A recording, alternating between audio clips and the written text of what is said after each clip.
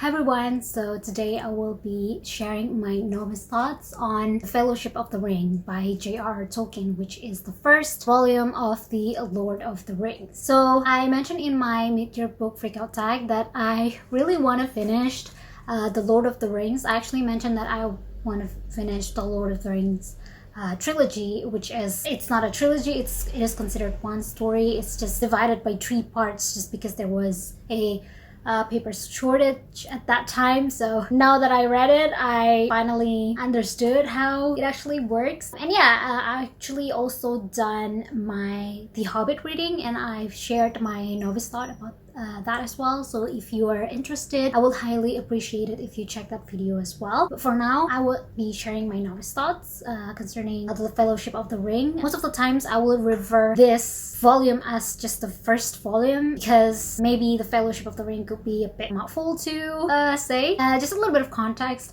I actually never read Lord of the Rings. I didn't grow up with Tolkien. I didn't even grow up with the movies. At this point, this is probably like December when I paused this video. I already watched all of the movies. I also read all of the whole volume of the Lord of the Rings. I've read the Two Towers and I've read the Return of the King. So if you do want to talk about it in the comment section, feel free to do so. If you want to spoil it for me, feel free, because like I'm not gonna get spoiled. But in this video, I don't think I will be very in detail regarding the volume, because the purpose of this video is first, of course, archival for me. Maybe in 5 or 10 years I will become like a proper fan. I will finally like understand this beautiful and complex world of Tolkien, and I will like watch myself being new and being like a novice and then just like laugh at myself. The second thing is maybe for newcomers, you want to have like that inspiration on how to approach reading Fellowship of the Ring, the first volume of the Lord of the Rings.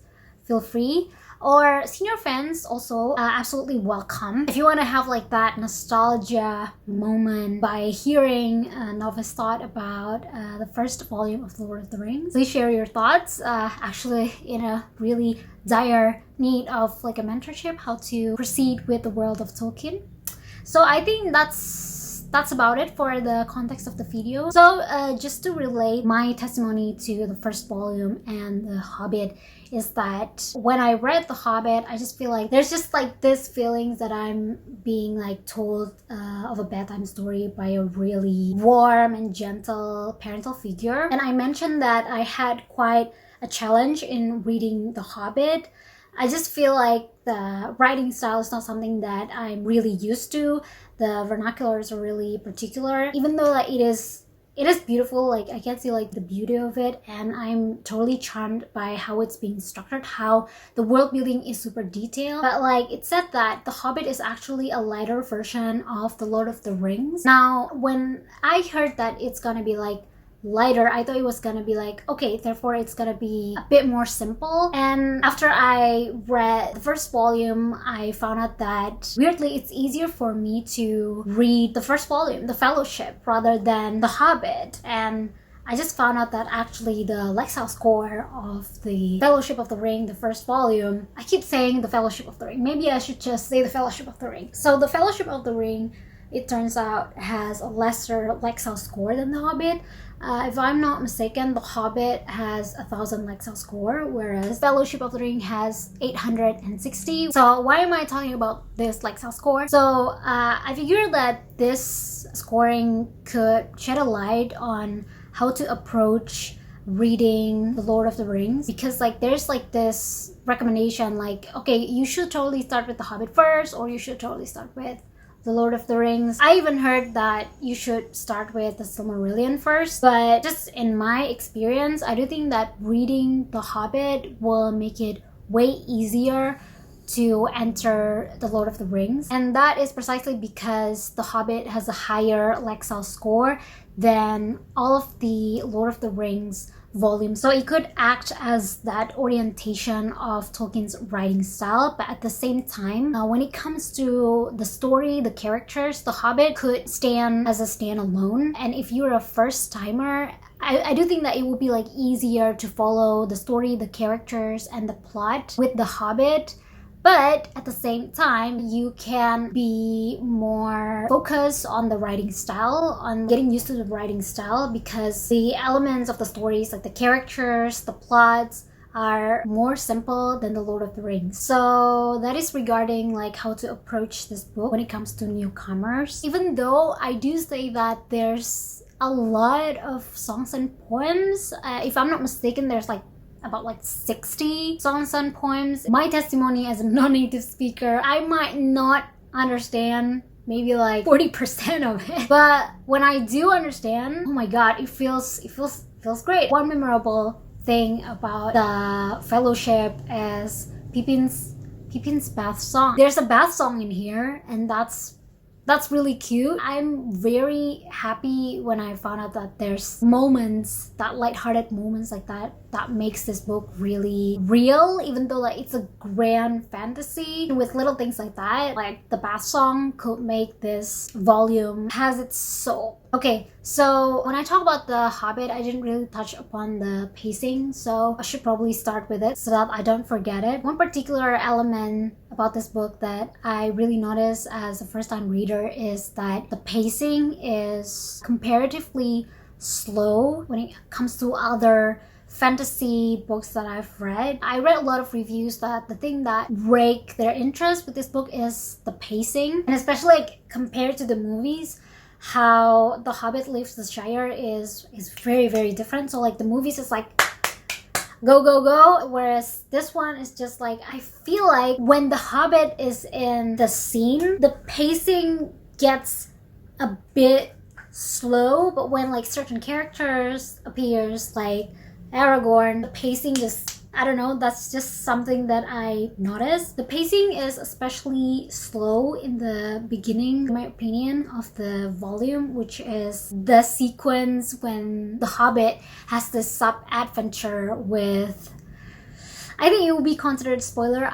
Senior fans will know which one it is. It's the one that they cut from the movie, and like this character had been like a hot debate. This character is like V mysterious. I don't think that there's like an essential plot point to that sequence, so that it's not in the movie. So I do think that it makes sense that it cuts it, but at the same time when I read it, gosh, it's so fun. He's so mysterious. So as someone who likes a more quicker pacing, I definitely need to adjust the pace of this volume. Although what I noticed is also, even though the pacing is slow for me, I could still enjoy it because I can't really see that sense of progress. So when the hobbits are moving from one point to another, Tolkien adds like, oh, the sun is like up, or like, of course, like he that's not verbatim, but like he really adds like, okay, the day is moving, the month is moving. They move from one point to another. So with that, it really shows that the hobbits aren't in the same place and they're getting closer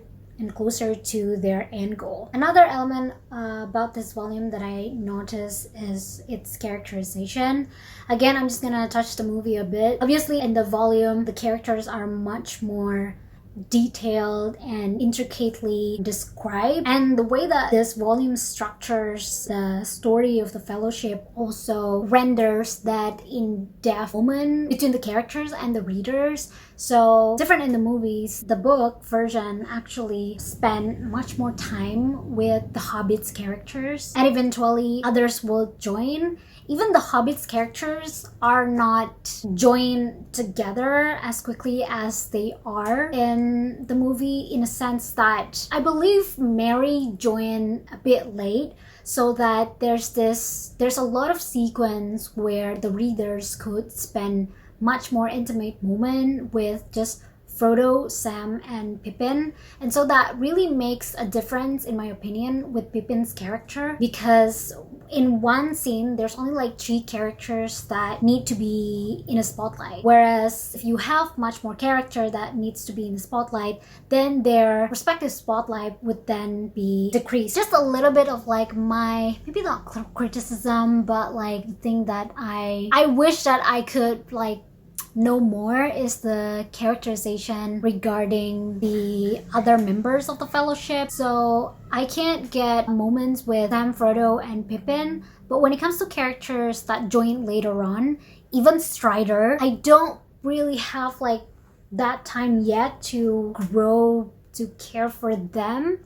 I mean, this is still like the first volume. I mean, yeah, maybe this is the first volume, so probably that's what I'm really anticipating with the next book. But like, I felt like when I just finished this and I haven't read the Two Towers, I understand less about the other characters, like the tree hunters. Let's just say the tree hunters that kind of like join later on, because like the Rivendell sequence is quite at the back.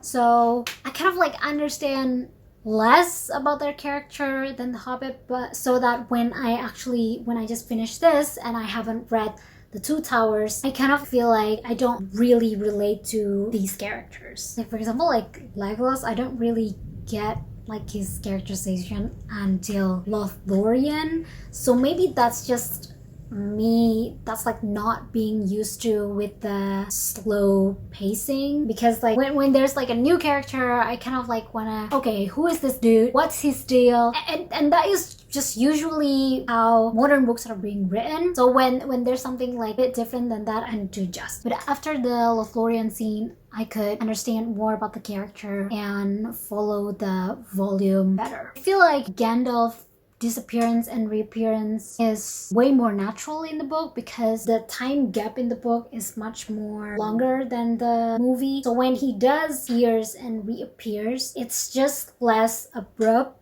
and much more stable, and I do think that it just makes more sense with how the story is being presented. It has the feel of how the hobbits are really stable. The hobbits are not necessarily like, you know, the most ambitious and go-getter person ever. It has like that gentle and stable element. So like even like the reappearance and disappearance of a character also match that overall tone of Hobbit's disposition, just really appropriate. So that's also another good point. Regarding recommendation, would I recommend this first volume of a story? Hell yeah, I would totally do. So as I've mentioned at the very beginning, just be wary of the slow pacing and maybe the writing style. Especially it has a lot of like poems and musics that I do think the language is not the easiest to get through. But is it worth it? Is the world building really rich? How Tolkien was able to make all of this different places and make those places distinguishable from one to another? It's totally worth it. So overall, I actually really enjoyed this book, even though that for me personally, that slow pacing is something that I need to adapt first, and that I just need more. I need more when it comes to like the other members of the Fellowship outside Sam, Frodo, Pippin, even Merry. I still need more of him. When I read this book, I mean, at this point, I know that there will be more of them in the Two Towers. But if you read this book and then like you kind of like, I don't really understand the certain characters, but like I do understand the other one. Just be patient, because this is supposed to be a one story, but it's just divided into three. So it's like if the volume is still like introducing you to some things and the other things hasn't really been introduced, it's okay, because this is like volume 1 of a story. So if you think about it that way, it might be a bit make sense. Now I'm not saying any way or form that this book is bad or anything. So what I'm trying to say is that this is just the very beginning. So if there's like that, you know, slow pacing, it won't necessarily persist that way. Okay, so that was it. Today's novice thoughts of the first volume of The Lord of the Rings. Before I sign off, please let me know in the comment section if you want to read or if you have read. Share your thoughts. Before I sign off, I would like to thank everyone who made it through the end. Thank you guys so much for watching, and I hope that your tea will always be warm for reading.